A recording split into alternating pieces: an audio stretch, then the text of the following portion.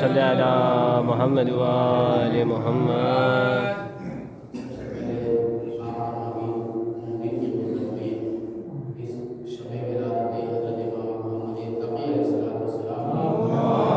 اللهم صل على محمد و آل محمد.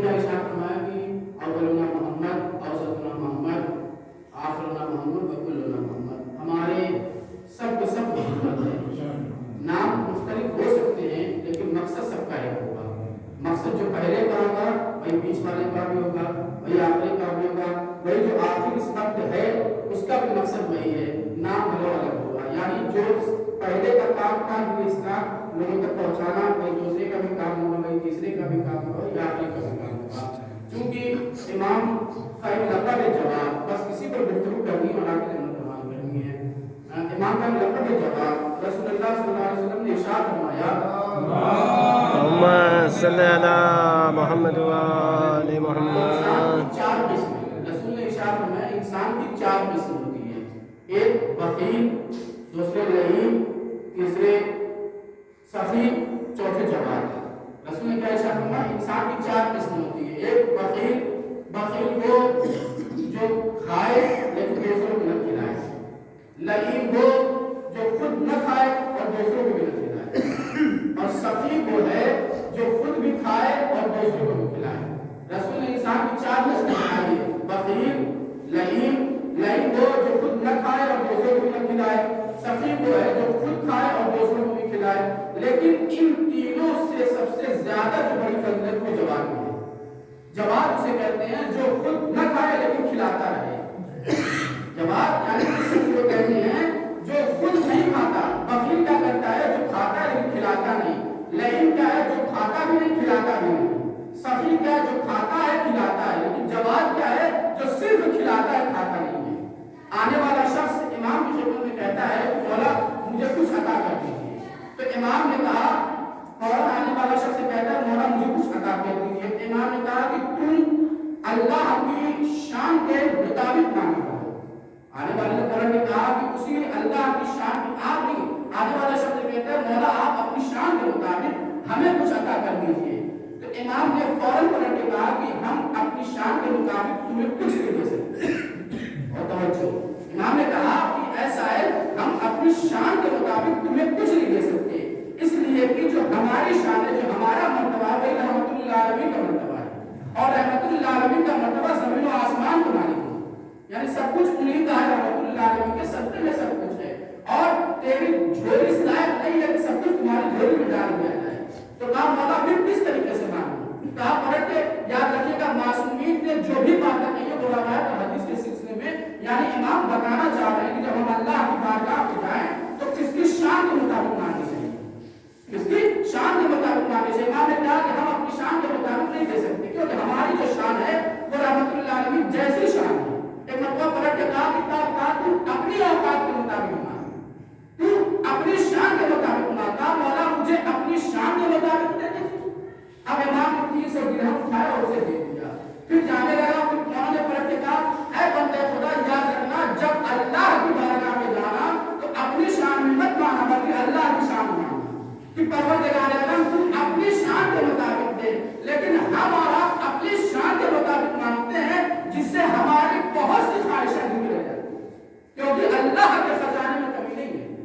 अल्लाह के खजाने, इमाम ने वहां पर यह कहा कि तू अपनी शान के मुताबिक मांग, लेकिन जब अल्लाह की बारगाह में, क्योंकि अल्लाह ने भी जो कुछ हमें दिया है वो अपनी शान के मुताबिक है, इसलिए हम इतना नहीं दे सकते।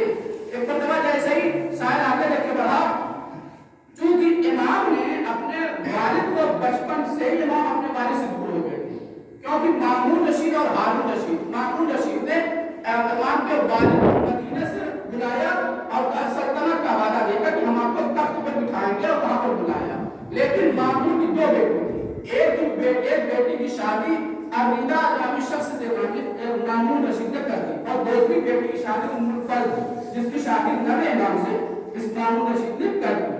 याद रखिएगा, जहां 5वें इमाम ने इल्म को फैलाया है, क्योंकि इमाम का मतलब बाकी इल्म को फैलाने वाला, लेकिन वही सिलसिला जब 6ठे इमाम तक आता है तो आप भी फिर जावरिया मशहूर है। लेकिन 9वें और 10वें इमाम का दौर इतना पुराशोर दौर गुजरा है कि अगर सामने वाला कहता मैं इमाम का चाहने वाला हूं तो उसे तक निकल जाएगा। यानी वो आसान दौर नहीं था, इतना मुश्किल दौर गुजरा है 9वें और 10वें और 11वें इमाम का कि इमाम का बचपन ही कैदखाने में गुजरा है। सबसे कम उम्र जिस इमाम को मिली है 25 साल की उम्र, 10 रजब 195 हिजरी में इमाम की विलादत होती है। 25 साल की उम्र में इमाम इस दुनिया से चले जाते हैं, और इसके बाद यानी इनके जो बेटे हैं नबी की भी ऐसे ही 30 साल की उम्र में शहादत हो जाती है। लेकिन जब जैसे ही बादशाह ने कहा, मामून रशीद ने इमाम को जब तलब किया, तलब करने के बाद कहा कि मेरे पास एक ऐसा ईसाई सफीर है कि आप जो भी कुछ हाथ में रखेंगे और मुट्ठी को बंद रखेंगे, बहुत तवज्जो, वो बता देगा कि आपके हाथ में क्या है। वो ईसाई सफीर बता देगा कि आपके हाथ में क्या है, आप बुलाओ। अब जैसे ही ईसाई सफीर को बुलाया गया, इमाम ने अपने हाथ में करबला की तुरबत इमाम हुसैन की खाक रखी थी, और एक मरतबा ईसाई सफीर की तरफ मुखातब हुए। मुखातब होने के बाद एक जुमला कहा, ऐ ईसाई सफीर, मैंने सुना है बादशाह ये कह रहा है कि तू इतना कुछ जानता है कि तू ये बता सकता है कि मेरे हाथ में क्या है, बगैर देखे कहा मैं बता सकता हूँ। एक मरतबा जैसे इमाम ने कहा, अब बता मेरे हाथ में क्या है, उसने पलट के जुमला कहा, एक मरतबा मशरिक देखता है, मगरिब देखता है, शुमाल देखता है, जनूब देखता है, लेकिन कहता आपके हाथ में जो शय है वो दुनियावी शय नहीं है, आपके हाथ में जो शय है वो दुनियावी शय नहीं, वो आसमानी शय है। इमाम ने कहा फिर जरा दिमाग पर जोर डाल, फिर उसने दिमाग पर जोर डाला, कहा नहीं आपके हाथ में कोई नहीं, आसमानी शय है। एक मरतबा जैसे ही उसने कहा, इमाम ने कहा तुमने सही कहा, मेरे हाथ में जमीनी शय नहीं बल्कि आसमानी शय है, क्योंकि जिसकी तुरबत की खाक है वो जमीनी नहीं बल्कि आसमान का है। सल्ले अला मोहम्मद व आले मोहम्मद। क्योंकि जिसकी तुरबत की खाक मेरे उसमें हाथ में है वो कोई जमीनी आदमी को आसमानी है। इमाम फौरन आगे पलट के एक मरतबा कहा, इमाम यही तो खामोशी में बल्कि कहा कि मैं तुझे उस वक्त बताऊंगा जब तू ईमान लाएगा, दरबार में है सबके, जब तू ईमान लाएगा। मरतबा कहा मैं वादा करता हूं कि मैं ईमान लाऊंगा। इमाम ने कहा मेरे हाथ में तुरबत इमाम हुसैन मेरे जद की तुरबत की खाक है, और ये कोई कहा इसीलिए मुझे मैंने शुमाल जनूब मगरिब मशरिक सब पर नजर डाली, लेकिन ये मुझे चीज जमीन में कहीं नजर नहीं आई। कहा मैं अपने वादे के मुताबिक आप पर ईमान लाता हूँ, और फौरन उसने खाके शिफा को अपने चेहरे अब्दस से अपने चेहरे से बोसा लिया और अपनी पेशानी पर लगा, कहा कि मैं ईमान लाता हूँ क्योंकि ये दुनियावी शय नहीं है। तो इमाम उसने क्या इशारा किया, हमारा पहला भी मोहम्मद है, दूसरा भी मोहम्मद है, कुल के कुल मोहम्मद है, मकसद एक होगा, नाम बड़ा मुख्तलिफ होगा। इसलिए कि इमाम मोहम्मद तकी अलैहिस्सलाम जहां कहा जाता है कि इन्ना अकरमकुम इंदल्लाहि अत्काकुम, अल्लाह के नजदीक सबसे महबूब सबसे पसंदीदा इंसान वो है जो मुत्तकी है, जो परहेजगार है, और इमाम का लक़ब, इमाम का नाम ही तकी है, इमाम का लक़ब जवाद, इसलिए कि कोई इमाम ने बहुत بھی زیادہ بہت سارے واقعات امام محمد تقی اسلام کے شان میں ملتے ہیں جہاں بادشاہ نے جو قید و بند کی زندگی گزاری اس کے باوجود بھی امام نے وہ دور دیکھا ہے، اس لیے کہ امام کے جو بیٹے نقی کو کہا جاتا ہے فقیہ عسکری کہا جاتا ہے، لقب فقیہ عسکری امام علی نقی اسلام کے بیٹے کا نام، کیونکہ زندان میں رہنے کے باوجود بھی آیا کہیے گا آزاد ہو کر بات پہنچانا آسان ہوتا ہے، لیکن قید و بند کی زندگی گزارنے کے بعد کسی انسان تک اپنی بات پہنچانا اتنا ہی مشکل ہے، اس لیے کہ آسان نہیں ہوتا ہے جہاں ہر طرف دشمن کا پہرا لگا ہو، سازشیں ہو، سیاست ہو، چالباز ہو،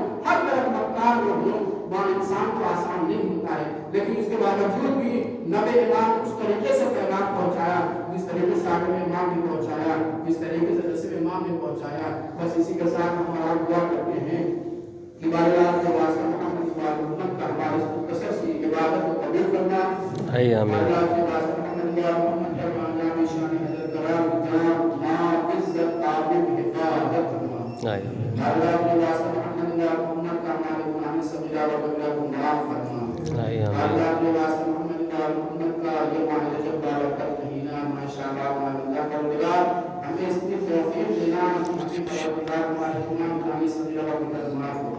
اللہ کے واسطے محمد کا خصوصاً علماء حقہ شعراء حقہ کی حفاظت فرما، آیت اللہ سستانی آیت اللہ کا منزل خالی خامنائی کی حفاظت فرما، اللہ کے واسطے محمد کا جو مقبول ہے قلب کو عطا فرما، جو پریشان میں پریشان کو دور فرما، جو بیمار درگاہ کے صدقے میں شفا کاملہ عطا فرما، جو بے اولاد مراد صالح عطا فرما،